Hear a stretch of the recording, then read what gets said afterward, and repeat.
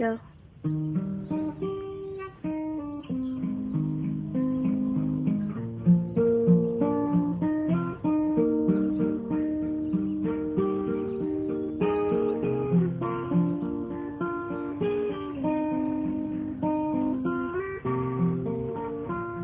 So here we are with part 2 for the Big Green Monster.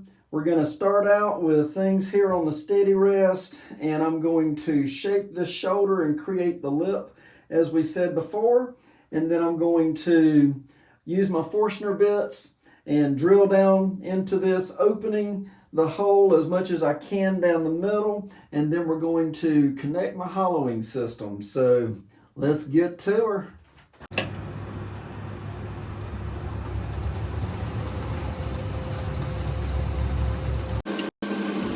I found it was necessary to round this shoulder out a little bit more, leading up to the lip for the opening, giving it more definition. Let's talk about some of the tools that I'm using. For the bulk of the material to be removed, I like to use the Hercules tool with the number 3 cutter that you can get from Hunter Tool Systems. That is really a great instrument to remove the bulk with. Gives less chip out, but then I'll follow that up with a carbide insert many times with a little bit less force to smooth it. And then, as you're going to see me using here, I like to use a flat edge scraper with a delicate touch also to help shape, especially for these convex surfaces as I'm coming around. An extremely sharp tip with a light touch equals less sanding down the road. Now we've begun to hollow the piece out. I'm attaching Forstner bits to my tapping attachment on the tailstock. I get around 3 inches of travel with the quill, but I usually limit it to about 2 inches because it has to be very controlled. The steady rest certainly helps. I move up in size with the Forstner bits from 1¼ to 2½ inches in diameter. I can only go as deep as the thickness of the tapping attachment dictates until I get up to 2½ inches. I've added an extension to let me go deeper, so now we need to measure the depth that we want to achieve. We definitely don't want to hollow straight through the base by going too far. We've measured 8 inches, and that's what I just marked with the Allen wrench, so we know exactly where to take the quill to. This time with the Forstner bits, I started out at 1½ inch, and then I moved from 1½ inch to 1¾ inch, up to 2 inches, and then finally to 2½ inches. I started a little bit bigger because it's already got us started, but all of these are going to be taken to the new measurement of 8 inches deep. Once again, I can't stress the importance of making sure that you have a good, accurate measurement before you begin this, because no wood turner wants to blow through the bottom of a creation and then have to figure that out at the end. I'm going to speed things up just a little bit more here now to get us to the finish of this process.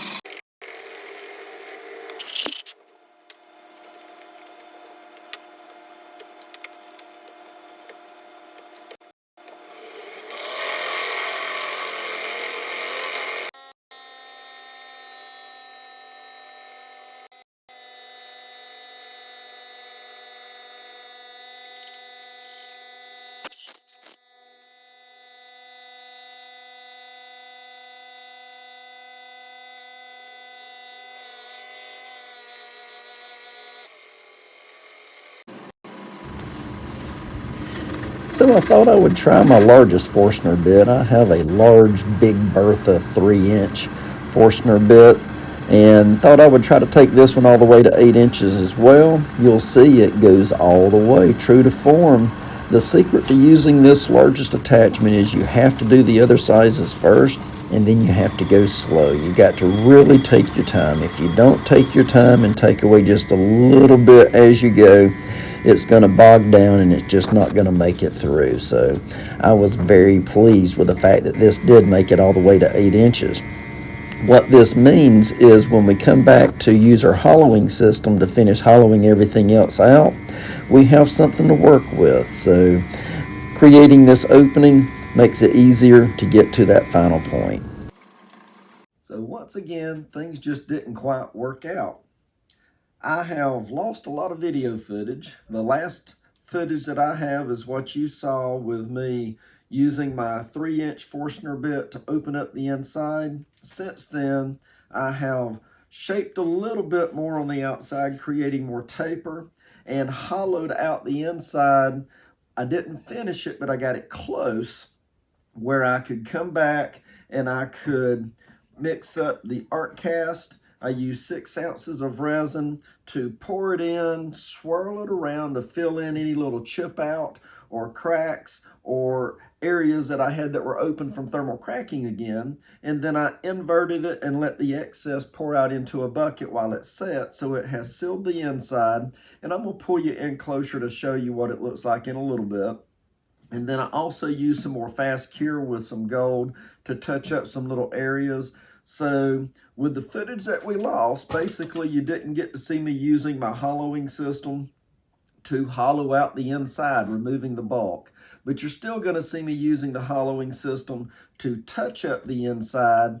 And then we will get to sanding it, and we'll sand the inside and outside and add the shiny to it and finish up this project.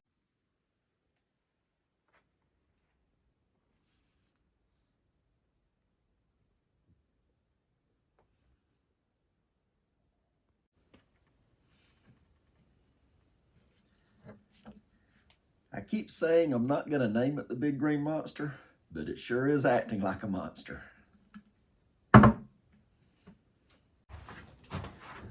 So how does a hollowing system work? Well, there's a lot of them, or several of them, that are out on the market. The one that I'm using is one made by Carter Products. You can see that I'm using the banjo for this to fit inside to hold the steadying portion for the bar that we're going to be using inside. The bar has a large round cutter on it. It is high-speed steel that I have to come back and sharpen. And then we have another arm, another rest here, so we can have a good, strong, steady fulcrum. You know that this is working right if all the bars are turning at the same time when you move it, as well as having contact here. And I can have this aligned to fit right in the middle so that it's going to shave the pieces coming off the inside as cleanly as possible. I also have another arm that has a laser attachment on it, and I'll show you that in just a minute. But I want you to come in closer and look inside with me as we clean this up a little bit, since we did add some more resin and it has a rough surface. I wanted to smooth it out with this large cutter first before we come back in and use the laser to make sure that the thickness is right. So come on in and have a look.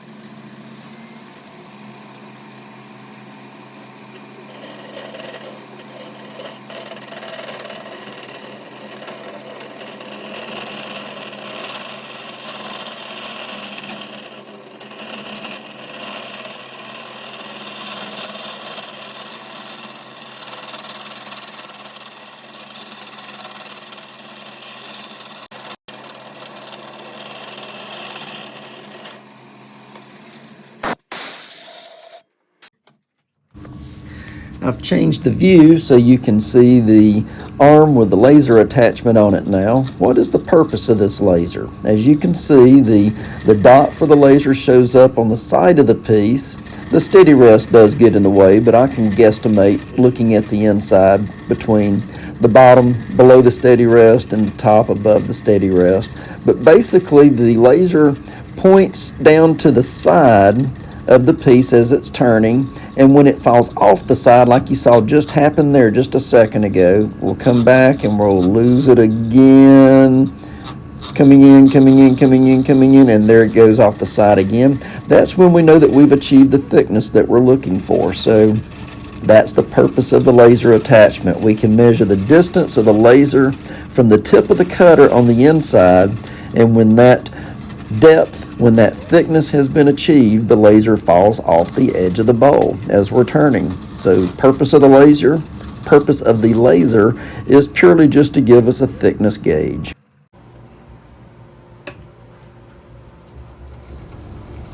Oh boy, it's time to start sanding. So as you can see here, I start with 60 grit. I do use this foam pad that works like a buffer when I'm sanding by hand. The friction that's generated can create a lot of heat, and that can burn my little fingertips, so that pad certainly helps. You're going to see I'm going to sand from 60 to 120 to 220 to 320 to 400 on the inside, and then I'm going to come back and I'm going to use the Yorkshire Grit sanding paste, and that basically doubles the sanding grit that you're taking things to, helps to create a smooth finish. And so we're going to do that, and then we'll come back to the outside. I've mentioned before that the secret to sanding and sanding well, you want to be really meticulous with your turning. You want to use very sharp instruments, and you want to control the amount of force that you're using. The more force is going to equal more chip out or more uneven surfaces. When you want to create a fine, smooth surface, you're going to use a more delicate touch, and making sure once again that those instruments are really, really sharp.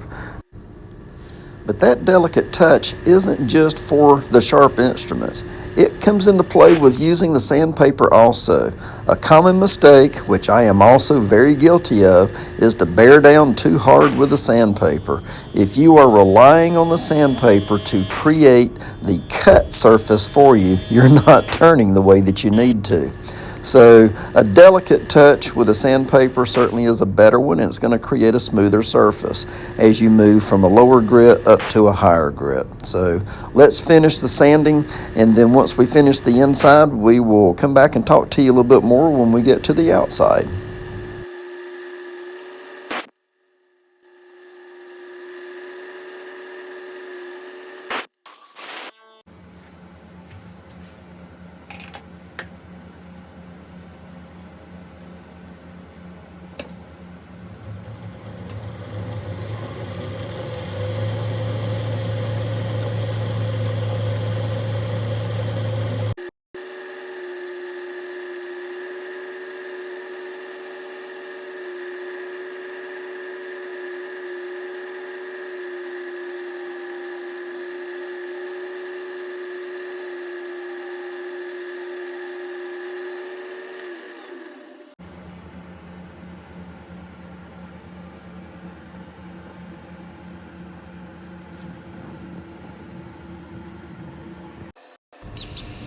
Wasn't that pretty on the inside? Now, more sanding on the outside. As you'll see, I like to use my drill to do some power sanding with the outside.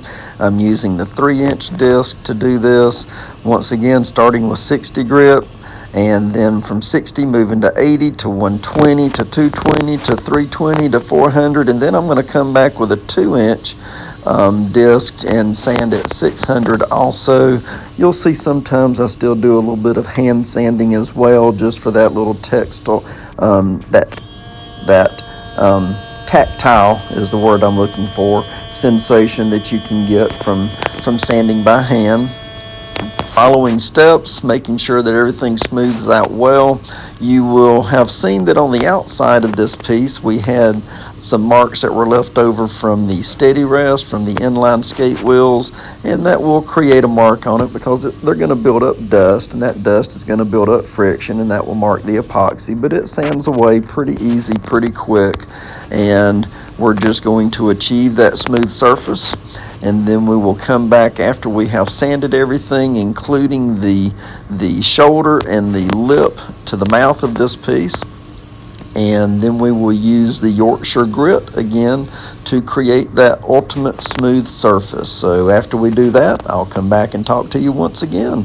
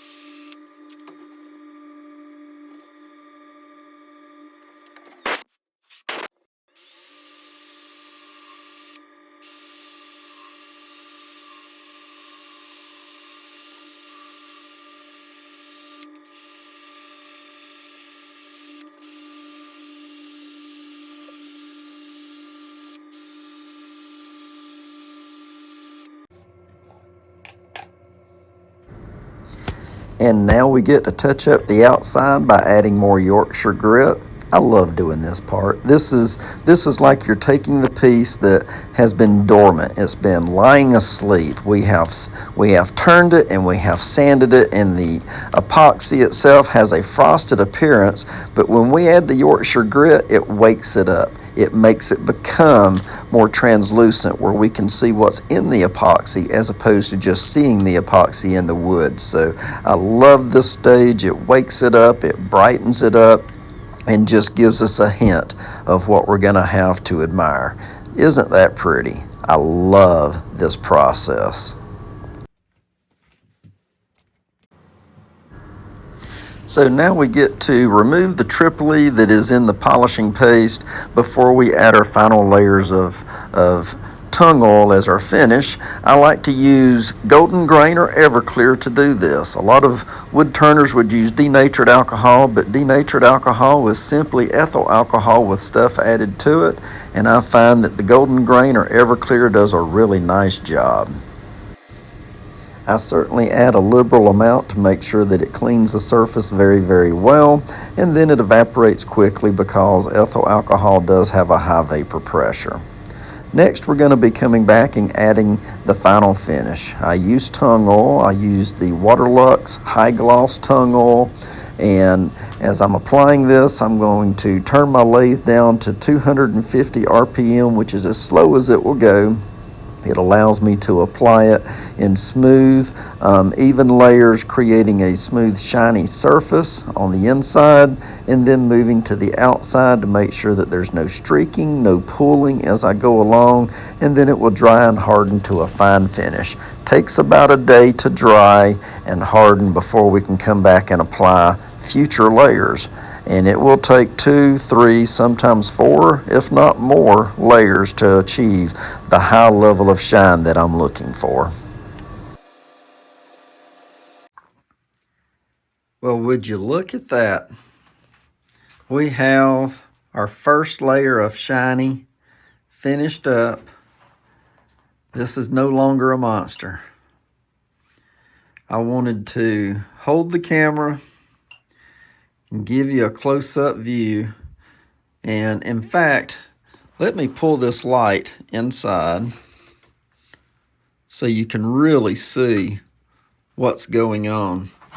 Do you see why I get so excited with all this cracking? Filled in with gold. The possibilities created by using epoxy. Look at that. Look at how this pattern was created. All these different connections. You saw how we put the wood in to begin with, and how everything's coming together. Look at this. That looks like feathers coming off of a hawk's wing. I mean, we can stare at this one for a long time with the connections and the swirls. So yeah. Oh, look at that. That looks fantastic. I love that. So yeah, it challenged me at every step along the way. Oh my goodness, it may just turn out to be my favorite one yet. So I'm gonna let this set a little bit, then I'm gonna bring it in here to the counter, and we will close this one out. And we're gonna come up with a name. This is no longer the Big Green Monster. Hey guys, so here we are. We've made it to the end with the Big Green Monster Part 2. And it's not the Big Green Monster anymore. So still have it connected to the chuck. I still need to separate that. It has one layer of tung oil. I use the Waterlux tung oil. The high gloss is the finish that I use. This one's gonna take at least 3, if not 4, if not 5 layers of tung oil before I achieve the really high layer or the high level of shine that I'm looking for. And I'm gonna make this one shine. I am very, very happy with it. It pushed me. It challenged me at every step along the way. And at this point, you're probably wondering what I have over here to my right, to your left. And when I lost the footage, when I was hollowing out this piece and I lost that footage, it was because I was making another video at the same time. And it was gonna be making 17 vases, and I was finishing this one up on the lathe before attaching these others, and all of my footage corrupted. So I lost all of this video, and I lost just that part of this one. And the footage that we went back and recreated today, I think actually was better than what we had the first time. So lesson to be learned from this is no matter what you do it as well as you possibly can, because you don't know what the final result's going to be. As I look at this piece and I'm trying to think of the name, yeah, Big Green Monster fit for a long time, but with the thermal cracking and filling it in with the gold and all the different patterns that were created, and going back to what the wood looked like when we began, we had the base in the middle that fills up a lot of volume, and then we had all the branches that were wrapping around, just creating this intricate pattern. To me, The name for this one is going to be Connections. You never know what those connections are that you're going to make. And something that I've heard said before is no matter what you do, it's only as good as you make it or you allow it to be. Well, we made this one good, but we had to allow it to be also, because it pushed me in every sense of the word to think about different ways to create, and the final result for this is just outstanding. I love what has been created. I love the apple wood with the knot hole here, and not only does it have green, but it had thermal cracking throughout that knot hole also, so we've got the streak of gold in there. As I look at it and I look at the green with the swirl in the epoxy that is natural, but then the thermal cracking with the gold added in, I have to say this is one of my favorite pieces of all time. So I'm looking forward to getting more layers of shiny on it, and then separating it from the bottom, or separating the chuck from the bottom, so that we can get it signed and finalized. But this is going to complete the video today. I thank you all for hanging in there with me. I hope that you've got some enjoyment from watching the creation take place. I hope you got a chuckle or two along the way. I think you could probably see my frustration, but it's really satisfying in the midst of frustration when something turns out like this. So thank you all. I hope you've liked this video. I hope you enjoyed it. I hope you'll give me a thumbs up, and I hope you'll subscribe so you can see more of my mistakes in the future. Thanks again.